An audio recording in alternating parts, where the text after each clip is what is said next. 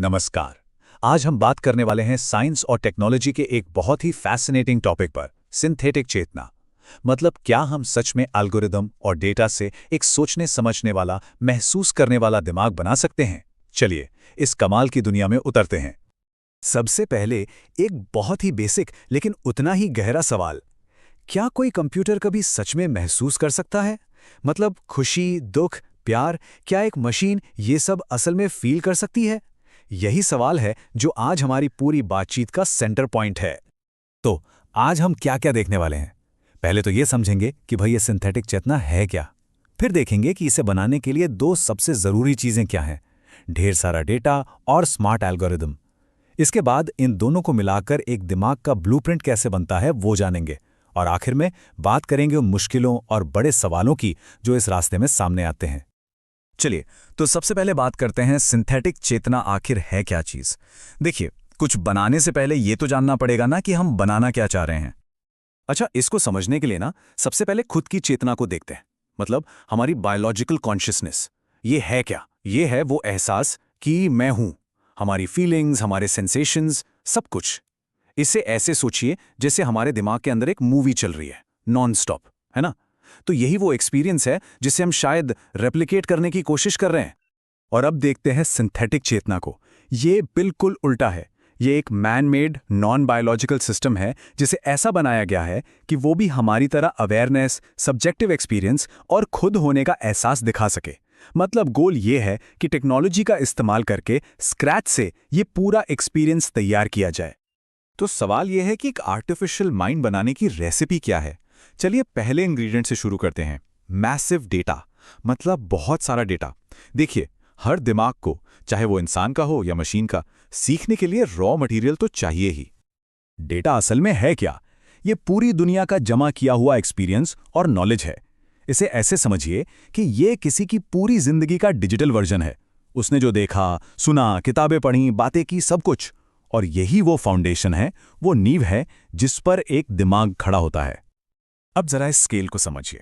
एक अनुमान के मुताबिक 2025 तक हर दिन, जी हां, हर दिन 463 एक्साबाइट्स डेटा क्रिएट होगा। ये कितना है?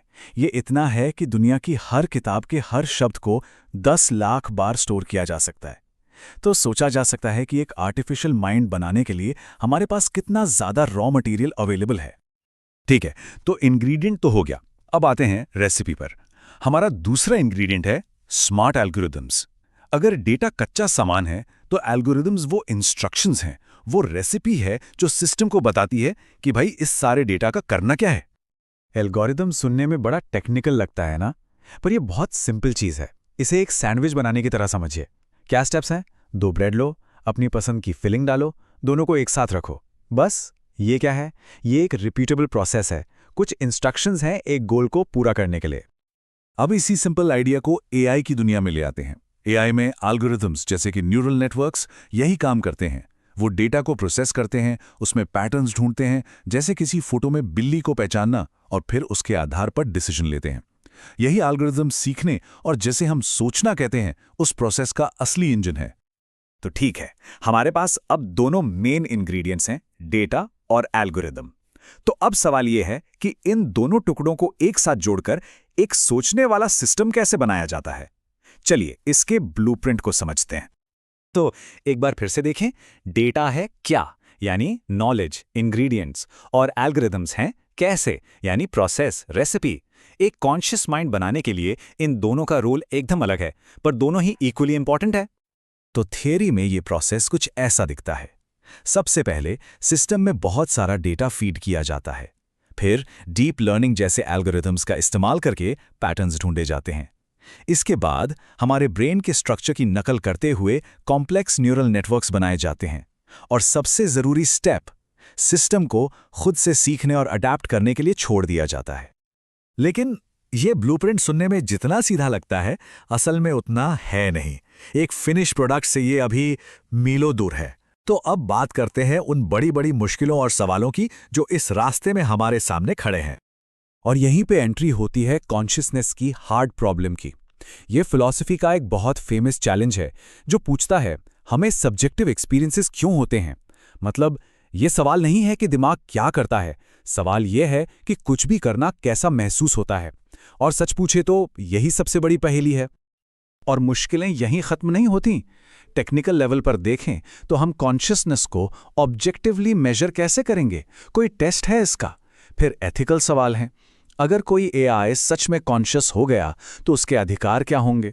और फिर फिलोसॉफिकल सवाल, क्या एक सिम्युलेटेड माइंड और एक रियल माइंड एक ही चीज़ है? ये इतने बड़े सवाल हैं जिनके जवाब आसान नहीं है।